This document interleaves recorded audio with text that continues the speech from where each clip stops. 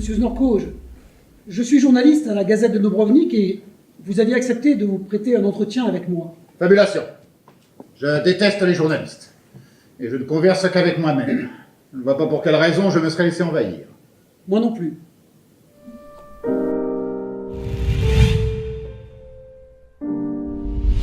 Votre réputation me fait le même effet.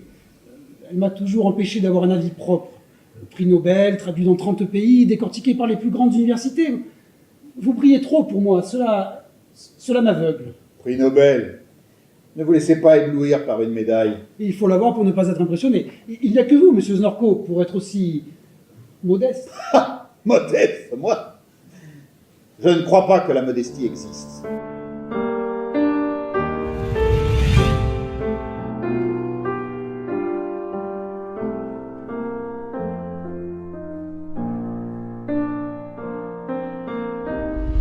Parlez-nous de cette femme, Eva Larmor.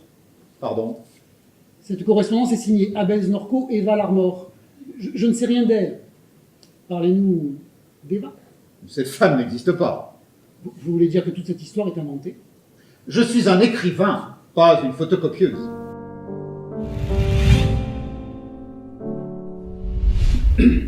Quand on me disait que vous étiez antipathique, je pensais qu'on exagérait. Un conseil, n'écoutez jamais quelqu'un qui vous dit du bien de moi, mais écoutez toujours celui qui en dit du mal, c'est le seul qui ne me sous-estime pas. Et très tôt, je me suis débarrassé de l'amour. Pourtant, vous avez été aimé. Désiré, énormément. Les lectrices prêtent toutes les vertus à un écrivain. Je ne compte plus le nombre de jolies femmes qui m'ont offert leur corps et leur vie. Ah, et alors? Je prenais le corps et je leur laissais la vie.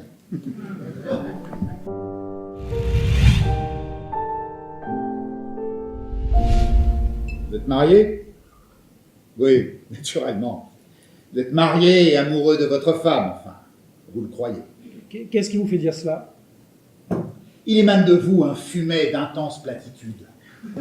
Ça sent la charentaise, le pot-au-feu, le mégot propre, le gazon coupé, la lavande dans les draps. Allons. Un prix Nobel vous reçoit. Un prix Nobel accorde un entretien exclusif, un quotidien régional. Vous expliquerez à votre rédacteur en chef. Il est analphabète. Non, le seul moyen de sortir des pages culturelles serait d'avoir une information, un événement qui justifie le changement de rubrique. Genre que vous avez vécu à Dubrovnik, que vous avez rencontré la femme de votre vie à Dubrovnik, que vous avez passé vos heures d'amour avec elle à Dubrovnik. Là, ça justifierait le papier, mais autrement... Eh bien, vous voulez de la nouvelle. Vous voulez une révélation.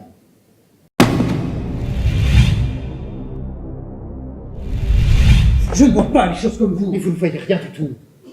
C'était plus de l'amour, c'était de l'esclavage. Je n'écrivais plus, je ne pensais qu'à elle.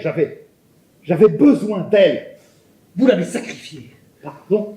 Vous avez sacrifié Hélène Mitterrand à votre œuvre. C'est un assassinat. Mais pas du tout. Nous avons rendu notre amour plus pur, plus essentiel, plus fort. Ah oui, l'amante idéale pour vous, c'est celle qui n'est pas là. Sa cause vous anime décidément beaucoup. Vous prenez rapidement feu pour défendre votre concitoyenne. Vous connaissez bien Hélène Mitterrand? Très bien. C'est ma femme.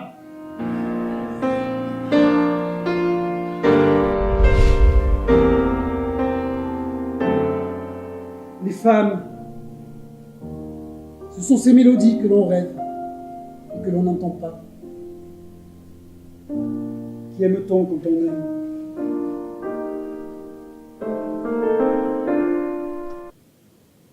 On ne le sait jamais. Jamais. Écoutez, je crois que nous nous sommes tout dit. J'ai appris qu'Hélène était mariée, ce qu'elle me cachait depuis 12 ans. Bien. Maintenant, je connais même son mari, un apôtre de la communauté. Bien, je sais aussi pourquoi elle ne m'écrit plus.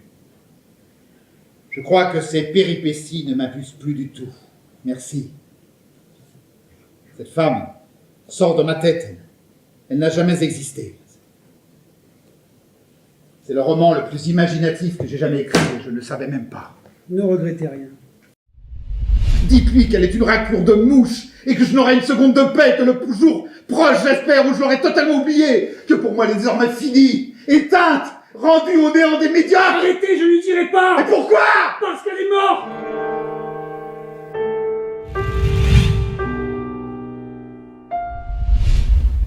Sur le papier, j'étais héroïque.